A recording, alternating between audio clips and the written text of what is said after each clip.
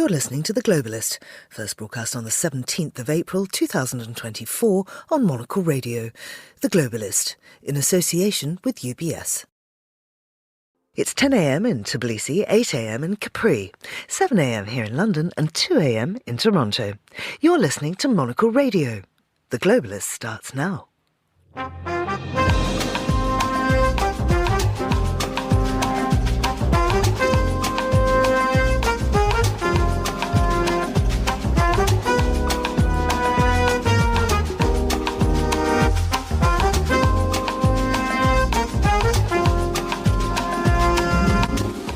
Hello, this is The Globalist, broadcasting to you live from Midori House in London. I'm Georgina Godwin. On the show ahead, G7 foreign ministers meet in Capri. What's on the agenda and how unified are the leading liberal democracies?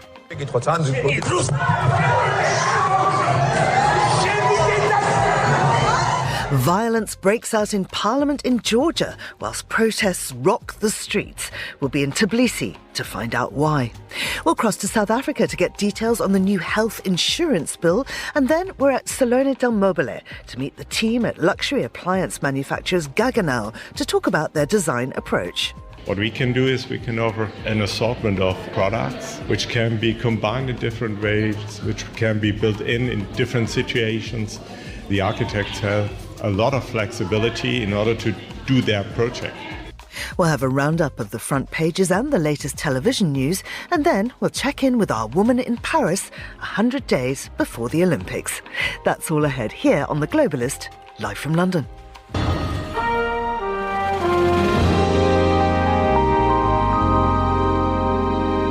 First, a look at what else is happening in the news. The US and its allies plan fresh sanctions against Iran over its unprecedented attack on Israel, seeking to dissuade a major escalation. Myanmar's detained former leader and Nobel laureate Aung San Suu Kyi has been moved from prison to house arrest. And Haiti's government has named the members of a transitional council set to take power when Prime Minister Ariel Henry steps down, inching closer to putting in place measures that could restore security in the violence-racked country. Do stay tuned to Monocle Radio throughout the day for more on those stories. Now, a G7 foreign ministers meeting will begin in Capri today, running until Friday. According to authorities, the goal is to strengthen the role of the G7 as the main forum for dialogue among leading liberal democracies and as a driver of stability to face major global crises. Well, I'm joined here in the studio by Quentin Peel, Associate Fellow with the European Programme at Chatham House, and down the line by Sarah Bazubandi, who is Marie Curie Fellow at the Giga Institute of Middle East Studies and Associate Research Fellow at Italy's ISPI. Welcome to you both. Quentin, if we could just begin with those stated aims, that the G7 comprises Italy, Canada, France, Germany, Japan, the United Kingdom and the United States, as well as the EU. How united are these countries in the face of all that's going on in the world? Is the G7, as they say, indeed the main forum for dialogue? Well, I think it's the only one they've got at the moment, and they are united about one thing, which is they're desperate to prevent a serious escalation of violence beyond where it is in the Middle East. On the other hand, they're not entirely united, perhaps, about Ukraine, the other disastrous conflict that they're facing, where the US has been seriously dragging its feet, really, on the next round of reinforcements for Ukraine. So they've got one hell of an agenda, and it doesn't sound, when you think about them all meeting in Capri, it sort of sounds like it might be a holiday. It's going to be anything but a holiday. Sarah, they may be united, but can they have any influence over possible escalation in the Middle East? I think they are really trying. They are trying hard. Germany's foreign minister spent a visit to Tel Aviv. British officials spent a visit to Tel Aviv. So everybody is trying desperately to convince the Israelis not to respond to the 12th April attacks by Iran. How much of an influence do they have on either side? I'm unfortunately not really too hopeful about it, because there are various considerations on each side. Both Iran and Israel have had years of hostility towards each other. There's ideological issues involved. There is the sort of face-saving measures towards their local and regional constituents. And of course, there is the re-establishment of the deterrence that is also being questioned. So I'm not really that hopeful about the level of influence that the G7 could have, but I'm also confident that they are really trying hard to de-escalate. Quentin, the situation in the Red Sea is also on the agenda. What do we expect to come out of that discussion? Well, they've obviously been helping each other. I mean, the US taking the lead in trying to counteract the Houthi rebels there. But this has very much been overtaken by Iran suddenly being directly involved in the conflict rather than indirectly via its allies around the region. And I think that is going to be the real test. Do they have the influence on either Israel or Iran to stop what is looking like a sort of inexorable drift to greater conflict? Sarah, we understand that the head of NATO, Jens Stoltenberg, and the Ukrainian Foreign Minister, Dmytro Kuleba, will be in Capri to discuss Russia's aggression. The West doesn't seem to be able to provide Kyiv with the weaponry it desperately needs. What will be the collective position on this?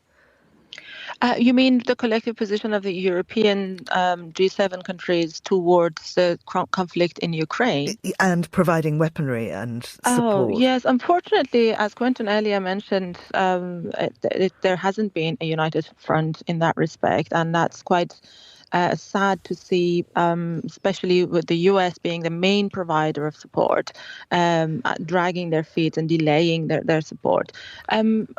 Well, I see these two conflicts very much interlinked, the Ukrainians and the Israeli conflict.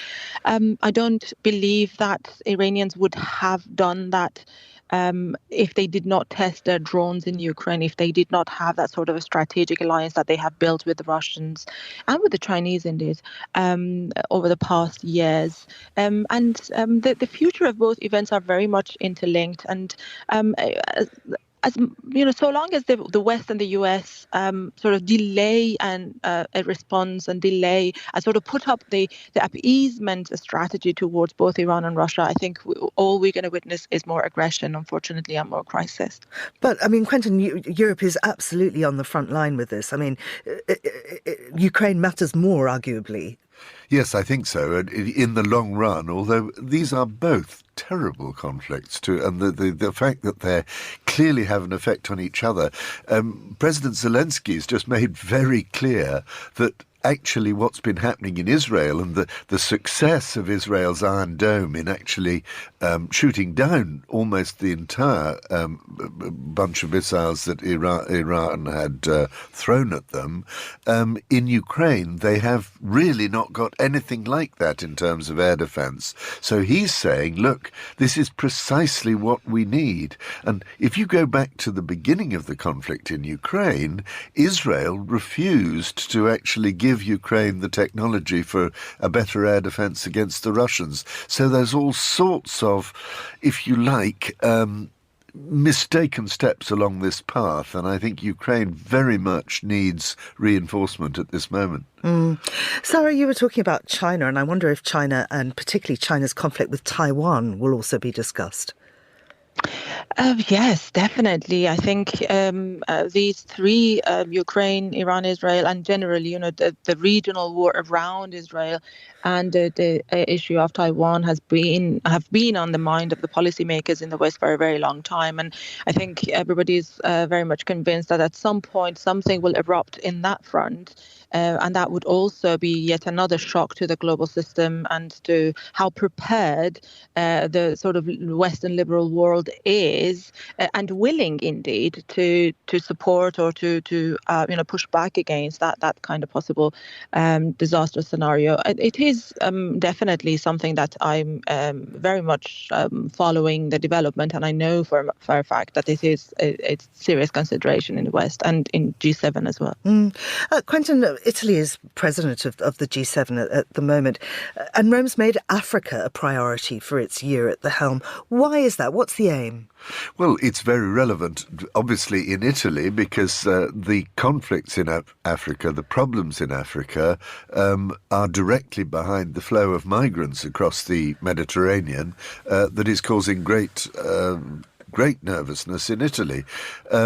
Having said that, there's another key reason, if we come back actually to the beginning of our conversation and say how relevant is the G7, the capacity of the G7 so-called liberal countries of the industrialized world to win the argument, for example, in Ukraine, indeed in the Middle East, are very complicated. There's a lot of sympathy in Africa for the Russian case in Ukraine. And indeed, what's happened in Gaza has also, if you like, reinforced that desire among African countries to be on the other side. So actually it could be a fairly critical moment in trying to win or at least shift that debate and win a bit more support in the southern part of the world, the African, the developing world, for the Western position.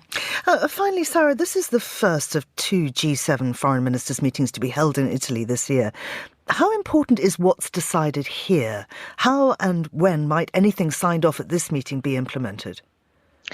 How it would be implemented is a matter of time. We all have to see, and to see how much action the decision makers are willing to put behind their words. But it's definitely an important platform, because if they manage to demonstrate a united front, then and indeed translate that into tangible policy implications and tangible steps to support Ukraine or to push back against Iran or any other for that matter policy making and policy decision that they come up with would have a very lasting and very significant impact on the global dynamics. And if I may, I just wanted to add one quick 2 cents on what Quentin said about the sympathy in Africa. I couldn't agree with him more, but also we need to keep into consideration that there has been a lot of investment, disinformation, influence campaigns, cyber campaigns by Iran and Russia in Africa, and there is evidence to support that. So this sympathy is not just a natural organic sympathy. Of course, there is history and there is colonial grievances and so on and so forth behind it, but the recent wave is very much driven by the influence campaign that these countries are running in that part of the world. Sarah, thank you. That's Sarah Bazubanli and also Quentin Peel. This is The Globalist.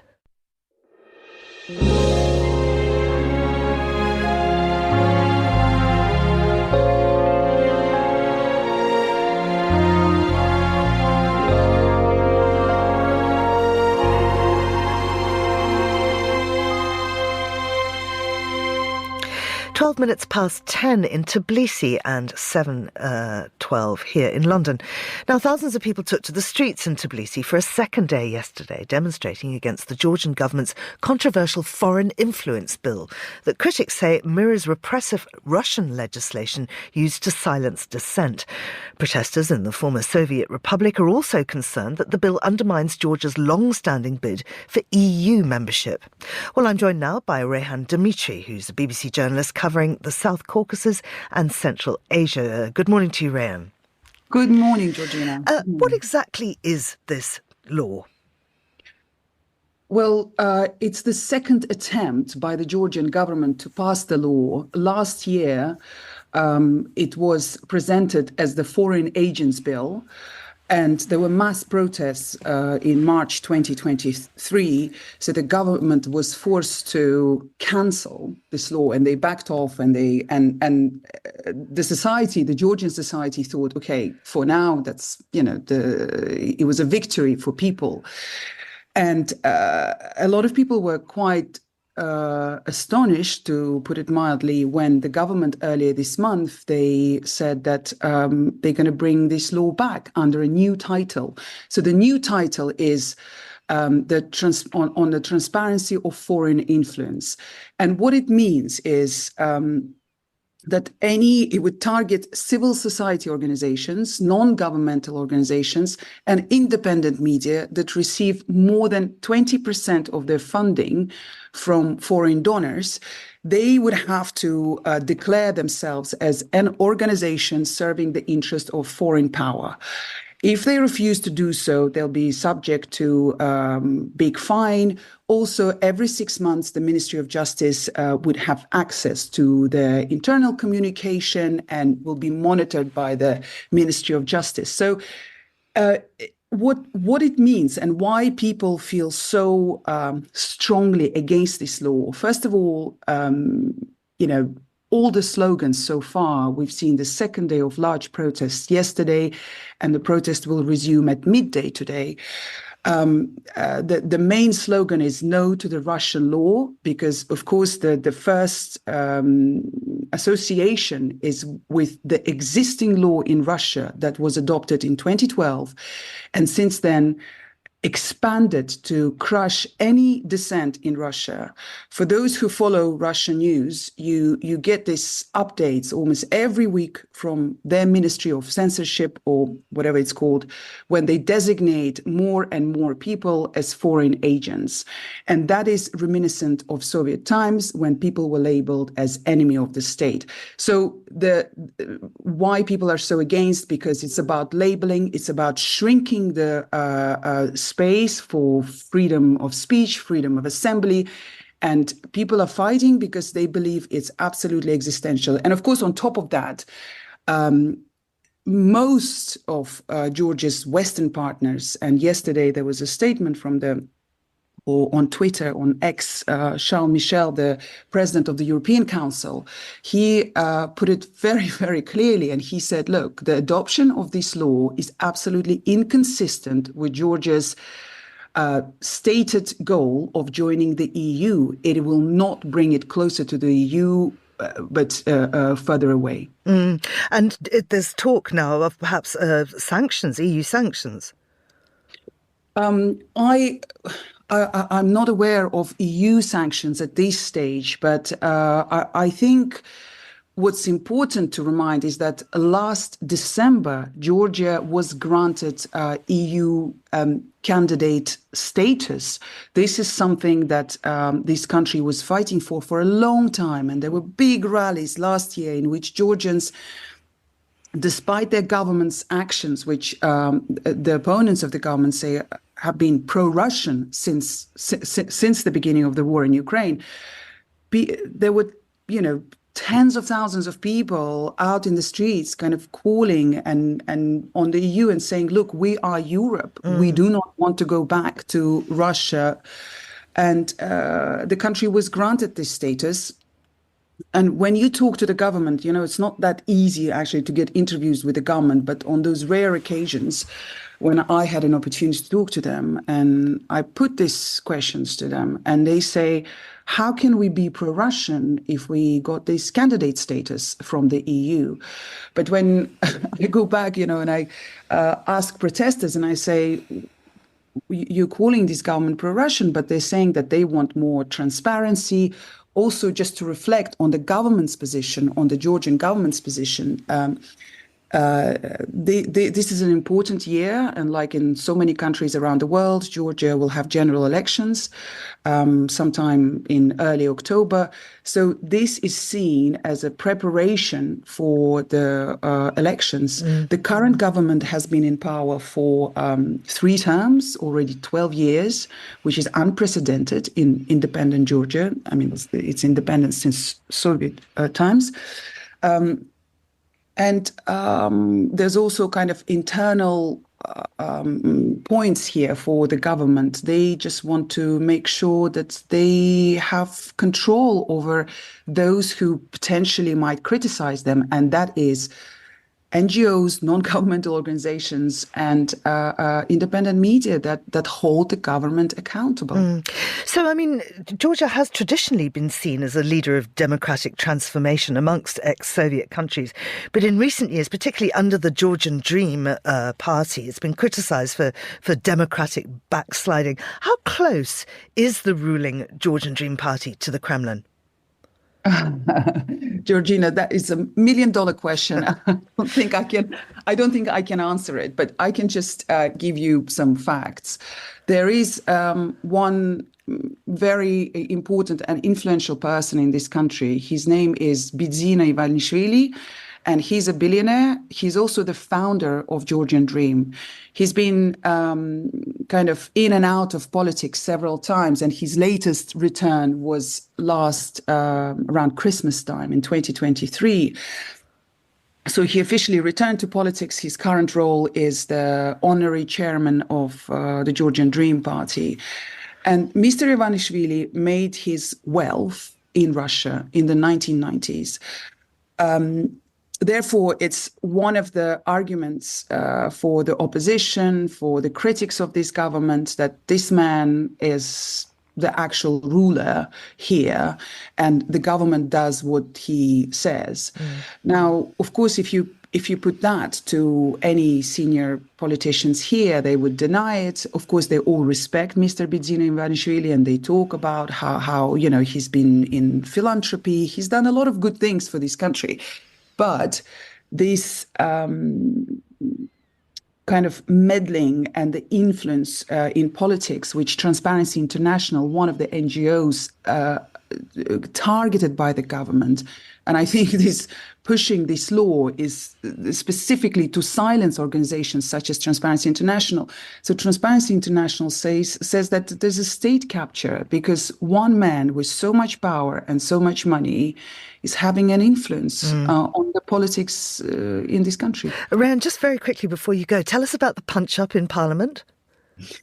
Right. It just shows how much pictures matter, isn't it? I think this video made really kind of headlines and everywhere. So what happened was there's an opposition politician from a small party called Citizens Party. His name is Aliko Elisashvili. And on the first day when this draft law was being discussed at the Legal Affairs Committee, he just punched in the face the head of parliamentary fraction from Georgian Dream, Mamukum Dinaradze. He has been the key person who reintroduced the law, and he's the kind of the face of reintroduction of this law. So Elisashvili punched him in the face, and that's what was captured on cameras. What happened afterwards, I saw him on the first day of the protest, and he had some visible bruises on his face. And he said that he was actually beaten up by pro-governmental MPs, but he kind of turned into a national hero, and some people say, oh, it was just a populist move, why did he do that? But his words were, he said that he did what a lot of Georgians feel like doing. And he was greeted by the protesters, even though, nobody wants to glorify violence, given that there was more violence last night by the police against the protesters, and who knows what's going to happen today. But at least, I've seen young people taking selfies with Elisashvili because they feel very strongly against this law, and they feel that he expressed what many people feel inside. Rayhan, thank you very much indeed. That's Rayhan Dimitri. Now, still to come on the programme, we meet the team at home appliances manufacturer Gaggenau and talk about the power of heritage in kitchen design. We try to do long-lasting things. We don't believe in changing designs, features of products on an annual or a biannual basis. We do this in a long-term perspective. So if you buy an oven, it should look great and it should work well in 20 years. This is The Globalist. UBS has over 900 investment analysts from over 100 different countries. Over 900 of the sharpest minds and freshest thinkers in the world of finance today. To find out how we could help you, contact us at ubs.com.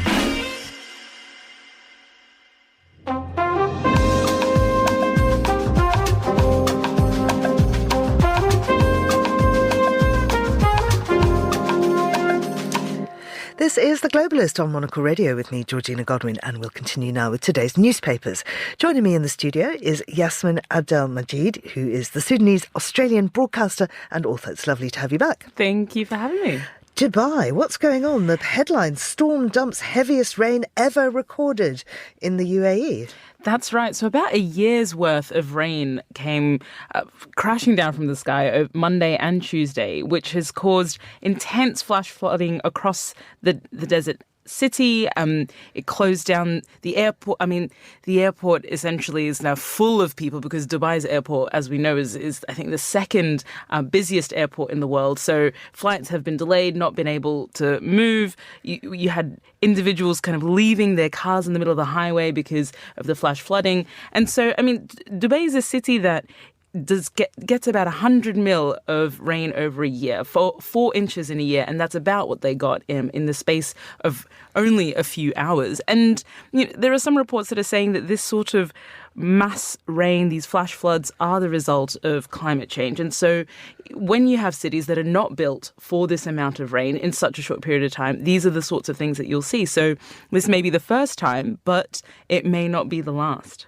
It's extraordinary just reading some of these details. And as you say, cars abandoned, looking at the pictures, the situation at the airport has been described as absolute carnage. Yeah, I think it's also interesting when you read the reports because a lot of people don't want to be named because obviously it's quite, freedom of speech in the country isn't a huge thing. And so you've got people, officials and so on, critiquing or pointing out that the situation is devastating, but also not being able to sort of actively speak out about it. What you also do have, though, is lots of individuals sharing on social media, posting videos of escaping their cars and sleeping in the airports and even in the metro stations. But it is shocking, and it'll be interesting to see whether there will be like a longer term change in infrastructure, whether this will be something that starts to be taken into account in planning and so on. Because, again, Dubai is not a place where they think about rain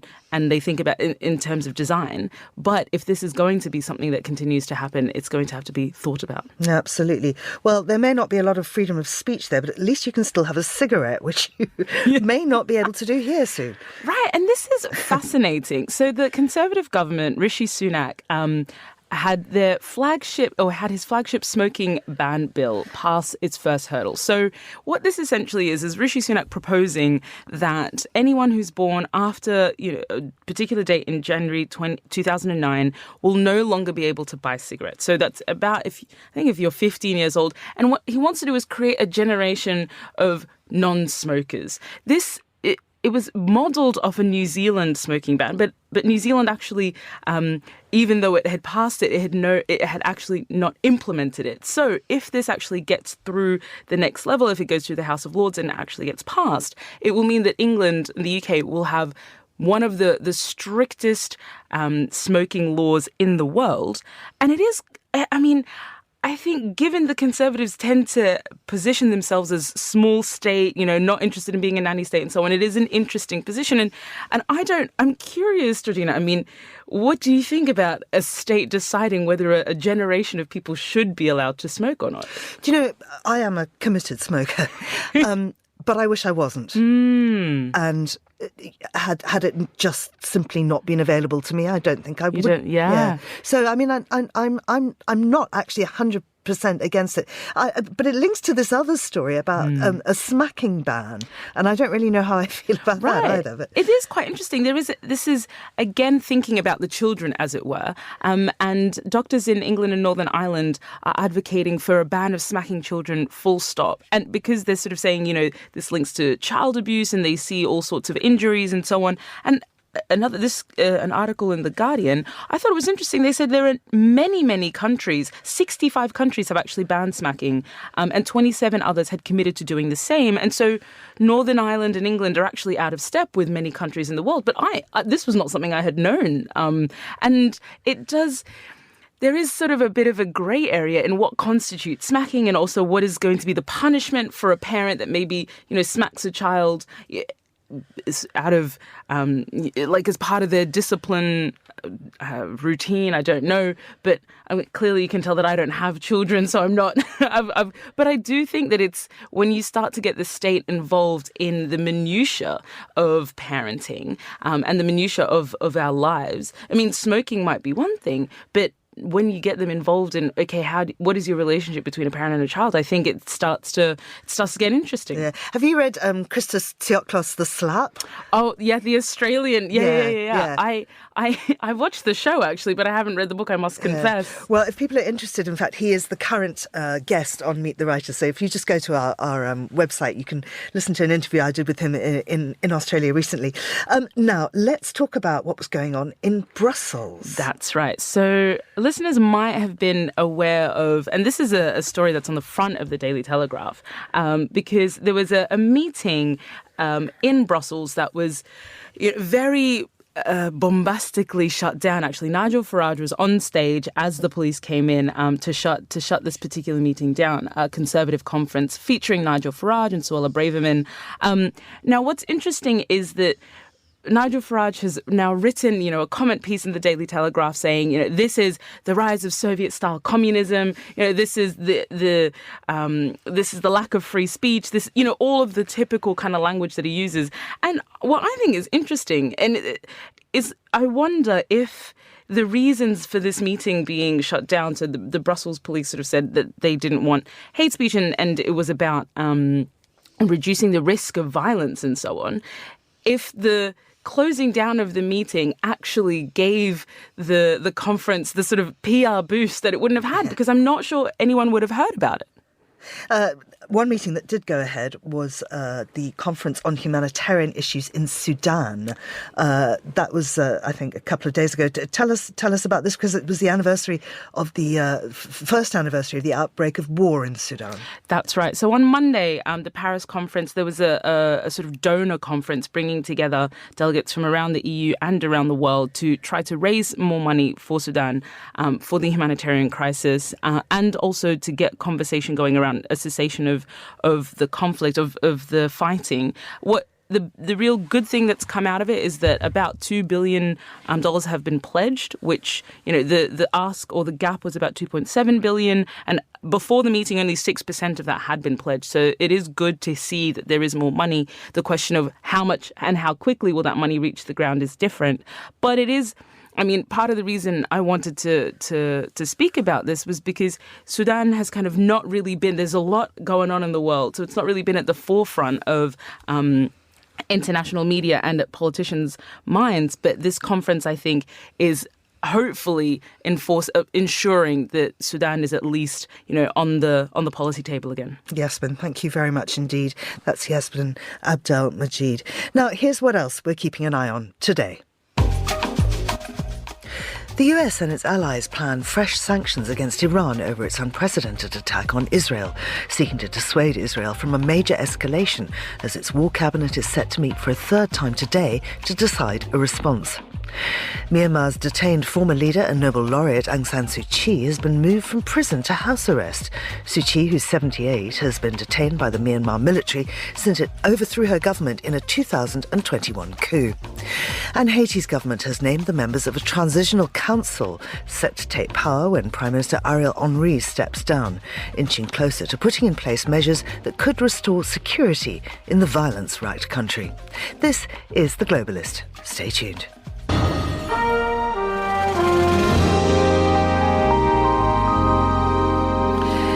In 1967, the first successful human-to-human heart transplant surgery was carried out by cardiac surgeon Christian Barnard in South Africa. The country was hailed at being at the cutting edge of medical science. But now, nearly 85% of the nation's 62 million people have no medical insurance and rely on a decrepit public health system. Section 27 of the country's constitution states that everyone has the right to access healthcare. The National Health Health Insurance Bill, which has been passed by the National Assembly and awaits presidential approval, is the manifestation of this provision. But though similar, are universal access to healthcare and the NHI, the National Health Insurance Bill, the same thing? Well, I'm joined now by Elna Schultz, who is a journalist and a broadcaster based in Johannesburg. Elna, welcome to Monocle Radio. What is the current status of the NHI bill? Hello, and I'm so excited to talk about this because it is on the forefront of my mind as a person who works in health journalism, and really most South Africans, I think, because as you rightly mentioned, healthcare is a right for us all, but that doesn't mean we're actually able to access it. So we are waiting with bated breath to see when the president signs it. And he even joked in a recent address to the nation that he's just, and I quote, looking for a pen to sign, even though he has signed several other bills in the time after that. So we're all wondering when this is actually going to happen. But of course, that's just a formality. It has been passed, so it has been decided on, so to say. And once it will actually be signed into law, it's going to be really several years. We're looking at, an incremental implementation that's going to look over multiple years as it becomes reality. But really the important thing is the closer we get to implementation and this becoming a reality, the more people are saying this NHI is really not a good idea as it stands now. And the amount of people who have a problem with it seem to almost be more than the people who are for it. So what exactly does the bill provide for, and who's for it and against it? Yes, so in basic terms, as with many other countries, it's a fund from which the government would buy healthcare services. So it would mean that everybody, in a sense, gets funded in the same way, and it would be funded by taxes and various other sources. So in a sense, it's trying to equalize healthcare in the country. Now, the problem is, as lovely as that sounds, it really isn't clear where the funding exactly is going to be coming from and whether this is feasible, because you can have great plans, but is that really manageable? So basically all of the analysts, and we're talking here about companies, individuals, politicians, even the South African Medical Association has said that the country is not ready for this in practice. So really a large amount of people have spoken out against this and said, well, the idea is good. The funding would mean huge tax increases that seem unmanageable. We already have quite a high tax burden. There would be additional contributions. And a big problem that I and many people have is that I'm not really seeing how the NHI is going to solve the problems that we already have in the healthcare system, which we can talk about a bit more. So the medical aids that already exist, the medical schemes, are also quite upset. They are worried that they will now be relegated, and that it will mean that people who are paying for medical aids can't access all the healthcare they need. And of course, the public health care system might get more funding, but that doesn't necessarily mean it will be improved. Absolutely. Elna, thank you very much indeed. That's Elna Schultz there. You're with Monocle Radio.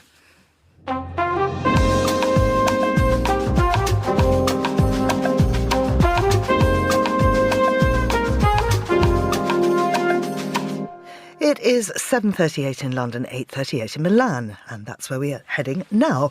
All week, our team is on the ground at the design and furniture fair Salone del Mobile, broadcasting from our pop-up studio at House of Switzerland. Another brand also on full display in Milan this year is the luxury manufacturer of home appliances, Gaggenau. Founded in Germany in 1683, this is a brand that knows the importance of heritage and designing long-lasting products.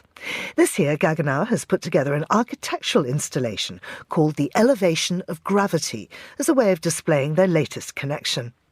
Monocle's design editor, Nick Manise, caught up with the managing director, Peter Goertz, and with the head of design, Sven Backer. He started by asking Sven to talk about their presence at Salone this year. It's not that obvious when you come in. It's not so much about kitchen appliances, it's more that of the things that you don't see, that are under the surface, about what really luxury means at home, what you can feel with all your senses. So if you have the time, just come to Villa Necchi and enjoy the show. Fascinating, Peter. I mean, Sven just talked there about experience more so than product. Why put the focus on how we feel rather than how something works? First of all, it works perfectly on a professional kitchen principle. For us is standard. And then you have a tool. But the question is, what do you want to do with the tool, and how is your private living organized, and how does it feel? And what we want to do is to integrate ourselves in the best way into a private living situation and not just having functional tools for cooking. How do you strike that balance at Gaggenau between the functional and then the beauty and the experience? What are those discussions that you're having in your design studios? Engineers tend to do it very practical, and designers sometimes always want to do it in a beautiful way. And to getting this together, you have the perfect tool for cooking, integrated best in your home and supporting your lifestyle. It's not easy to balance. But if you get that in a very elegant way, you're happy to enter your kitchen space and you can work with the tool that you have there. That's what we try to do. How do you get everyone to work together? I always say, actually, it's design is not just a cherry on the top. So you just don't do the execution of the engineering and then the designers are coming doing it, making it nice. It's more that we're working together since the very beginning, having some fights, having discussions about a lot of details. But if you really work closely together and do a collaboration, then the end result is like perfect. And Peter, from, I guess, a brand perspective, obviously Gaggenau's known for making products that stand the test of time, and you've been around since the 1800s. I mean, what about, I guess, the values today? What defines the work that you're doing today? What do you want people to know Gaggenau for? I would say Gaggenau should stand for a long-lasting value experience which you have at your home whilst you are cooking. And you really have to experience it. It can be an aesthetical experience. You are at home, you look, and it can be a haptical experience when you touch something and it feels good. It can be a small interaction with the user interface where you think, oh, that's precise. This gives value to things.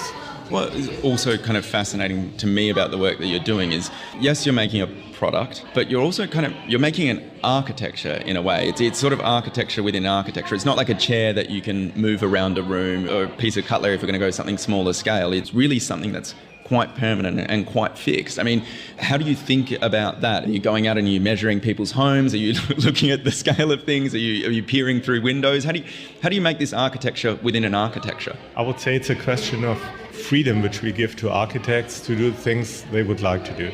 So you cannot figure out kitchens. Obviously, there are a certain percentage this size, a certain percentage that size, but each situation at home is different. So you need somebody who's taking care about this, and it's an architect who is doing this work. What we can do is we can offer an assortment of products which can be combined in different ways, which can be built in different situations. The architects have a lot of flexibility in order to do their project. Why should somebody invest in their kitchen? Why turn to Gaggenau and come to you guys? The answer is quite simple, and you gave it. A kitchen is something very fixed in your home. If you want to have something which is long-lasting, where you say 10 years, 20 years later, it still looks good. When you look for something which is not outdated after 2 years due to some technical feature innovation or some stripes here or another material there, then we are fine with Gaggenau. So we try to do long-lasting things. We don't believe in changing designs, features of products on an annual or a biannual basis. We do this in a long-term perspective. So if you buy an oven, it should look great and it should work well in 20 years. We did an interview for the Salone del Mobile newspaper, which people can pick up on newsstands now. But one of the things that you spoke about in that was the idea of luxury and how that works as a kitchen brand. Like, how important is, I guess, a luxurious experience to what you're doing at Gaggenau? It's quite important because that's the reason why people are looking for us. They want to have something which adds value, which adds worth to them, and that's what the whole thing is about. There is aesthetics from the product, but as well from the brand. There is a lot of graphic aesthetics around Gaggenau. There are pictures you want to bring across which somehow are memorized by people in order to make this special feeling visible. I guess just finally, I want to kind of throw it out to both of you. Sven, why come and visit you at Villaneki? You can experience something with all of your senses. When you have never been there before, it's a beautiful place. Coming to the villa with the pool, the whole scenery is so nice and beautiful, being out of the bus from Milan. When you enter the Gaggenau installation, it's quite calm. There's some music playing. There we show where we are today, and then we have some kind of a rotunda installation where the future is shown. You are curious to see that, where Gaggenau is going to. And it's a very nice experience, totally different from what you see here in Milan. Amazing. And Peter, give us the pitch. When you want to see the future of appliances, then you have to come. You see three kinds of products which are, let's say, the new level where we want to play and where we will play in terms of functionality, in terms of aesthetics of products. And this is about gravity, and this is the elevation of gravity. We are right now a brand which has gravity, but we put this on a new level, and that's the elevation of gravity. Sven Backe and Peter Goertz of Gaggenau, speaking with Monocle's Nick Manise at this year's Salone del Mobile. Now, if you're in town in Milan, do stop by our pop-up studio. It's at House of Switzerland. This is The Globalist on Monocle Radio. UBS is a global financial services firm with over 150 years of heritage. Built on the unique dedication of our people, we bring fresh thinking and perspective to our work. We know that it takes a marriage of intelligence and heart to create lasting value for our clients.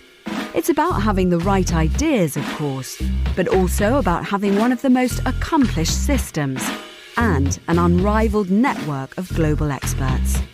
That's why at UBS, we pride ourselves on thinking smarter to make a real difference. Tune in to The Bulletin with UBS every week for the latest insights and opinions from UBS all around the world.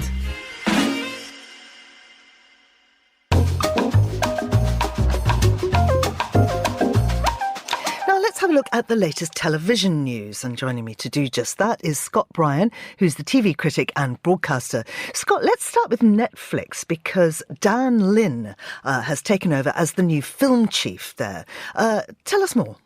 Well, I mean, I think, he is the new sort of big boss at Netflix in regards to film. But I think what is sort of piquing a lot of people's interest today is perhaps a change of strategy at Netflix. Because, of course, Netflix has been a huge global player in big TV releases and, of course, have had those big sensational shows that everyone's been talking about, dating all the way back to House of Cards. But when it comes to film, it's surprising. It can be a bit hit and miss. They have had some really successful films, maybe in sort of the octane thriller, for example, Ryan Reynolds and Chris Hemsworth, those sort of big action films.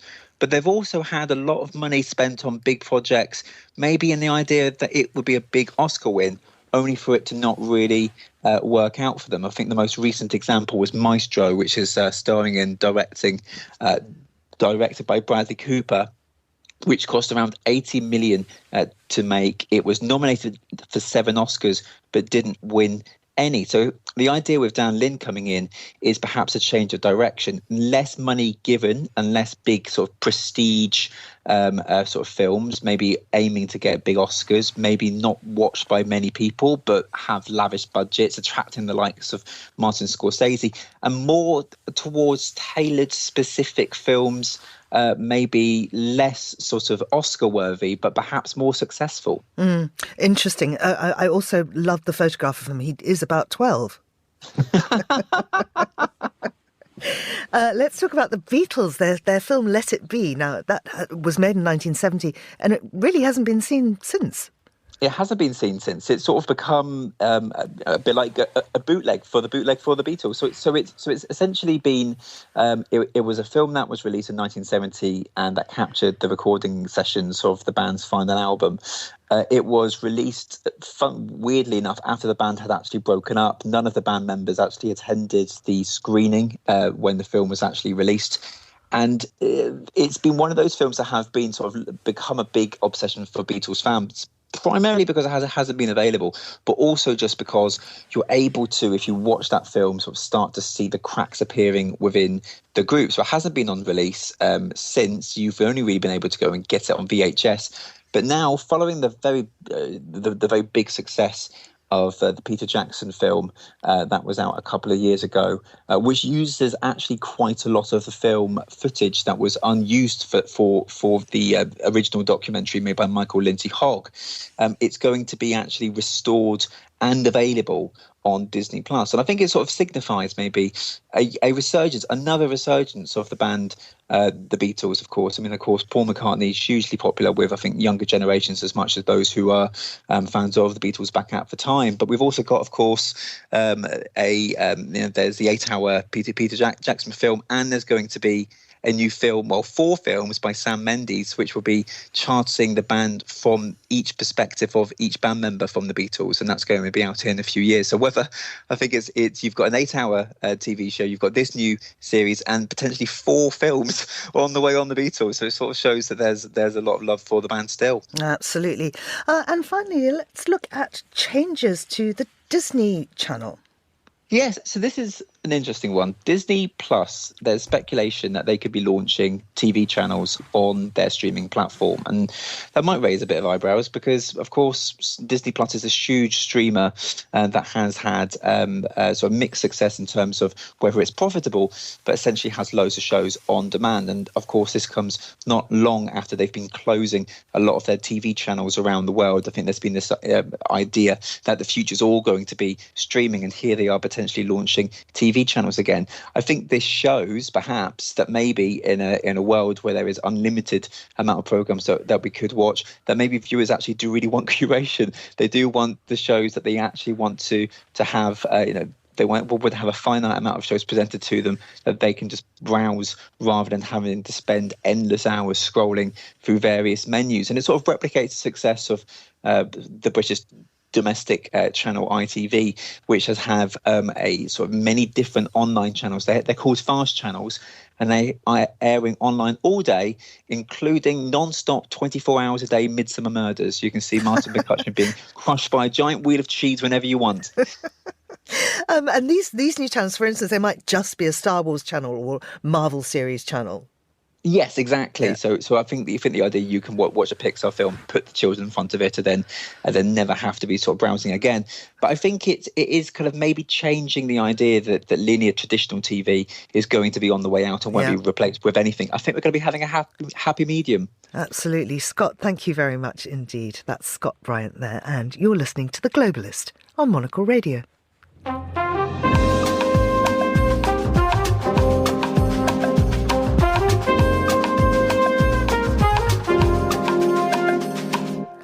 It's 100 days before the start of the Olympics in Paris.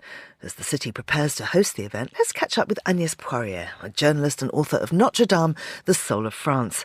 Agnès, 100 days to go and the torch has been lit. This just really starts everything all off, doesn't it?